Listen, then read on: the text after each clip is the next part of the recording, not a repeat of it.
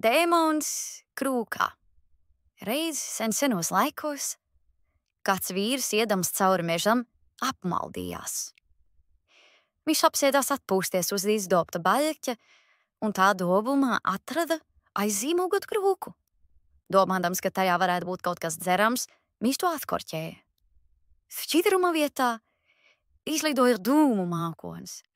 Tas uzviļņoja gaisā un pārvērtās par milzīgu gāru, kas rēca no smiekliem. Vīrs bija ļoti nobijies, bet reizē arī cerību pilns, jo zināja nostāstus par garu atbrīvošanu. Gars ierunājās, it kā būtu nolasījis vīra domas.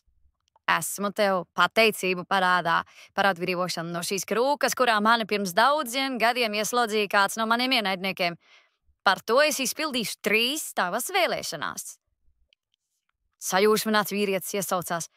Mana pirmā vēlēšanās ir nokļūt mājās, jo es esmu mežā atmaldījies. Viņš aizmirst pajautāt, kā sauc ienaidnieku, kas bija garu ieslodzījis krūkā. Ja vīrietis to būtu izdarījis, viņš uzzinātu, ka tas bijis svētais skolotājs Bāls Šem Tovs, kurš būdams vēl zēns šo džinu, patiesībā ļaunu dēmonu, ieslodzīja krūkā un krūku paslēpa dziļi mežā. Bet vīrs spēja domāt tikai par to, ko prasīt atlikušajās 2 vēlēšanās. Vai tā varētu būt bagātība vai vara? Vai arī abas nosauktās lietas? Kad viņi sasniedza vīra māju, Gars ierunājās. Es iesaku tev izgulēties. Tu taču negribi izniekot savas atlikušās vēlēšanās. Un vīrs piekrita. Taču nākamajā rītā pamodies, vīrs juta, ka tikko var pakustēties. Gulta bija kļuvusi 2 reizes mazāk. Un tas pats bija noticis ar visu pārējo, kas atradās mājā. Naudas makā bija kļuvusi 2 reizes mazāk. Vīrs iegāja virtuvē, kur pie 2 reizes mazāka galda kā tāds liels lempīgs puisis sēdēja dēmons. Pārvērt visu manā mājā normālā lielumā un nekad vairs te nemaisies, vīrs kliedza. Tavas vēlēšanās ir man pavēles, tarkšķēja dēmons.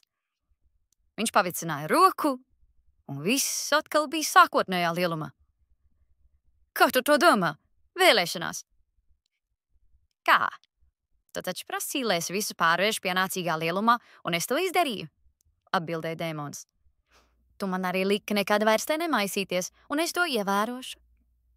Tās bija tavas atlikušās vēlēšanās, un tā kā tu esi izteicis 3 vēlēšanās, būtu tikai taisnīgi, ja es izteiktu vismaz 1.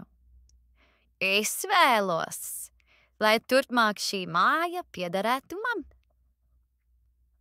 Tagad vīrs saprata, kādu radījumu ir atbrīvojis. Viņš devās pie Bāla Šem Tova, lai lūgtu palīdzību. Bāls Šem Tovs iedeva vīram svētos amuletus, ko izkarināt katrā mājas istabā.